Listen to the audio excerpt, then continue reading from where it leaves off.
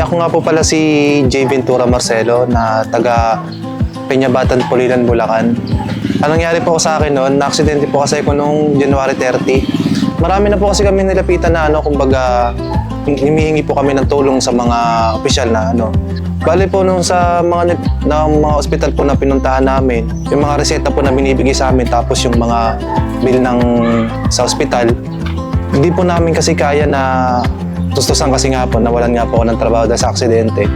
Bale po may nag-ano po sa akin na lumapit, tapos nilapitan po namin si Vice Mayor Amy na tulungan po kami. Ayun po, binigay niya po sa amin yung kailangan namin na tulong pinansyal para sa ospital po. Tapos sila din po yung gumawa ng paraan para paano po kami makakapunta sa ospital na yon. Yung ano po kami makakapaglakad doon.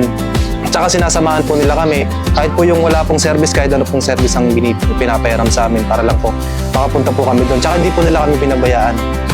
Hindi po nila kami iniwan kahit saan po talaga na takbo rito, takbo rito. Nandun din po sila. Bill namin, bumaba po ng 121. Ngayon sa 121 po na yon, wala na po kami babayaran doon. Kumbaga po, talagang inasikaso po nila kami hanggang sa uli. Dahil po, kundi lang po dahil sa kanila na paglapalakad-lakad na wala kami kasamaan na hindi kami alam tumulong sa amin. Hindi naman po ako ma-operang kagad dahil alas tumagal na rin po ako ng mahigit isang buwan na sa dami nga po na nalapitan namin. Sila po mismo yung nag-chat sa akin na sila lang daw po tutulong sa akin na para po matapos yung operation ko kahit medyo natagalan. At least po, nagawan po ng paraan at di po kami iniwanan talaga hanggang sa uli. Kay Vice Amy po, maraming salamat po sa inyo sa tulong na binigay niyo po sa amin. Ilang po yung sana po, marami pa po kayo matulungan na sa bayan ng Pulilan na mas nangangailangan.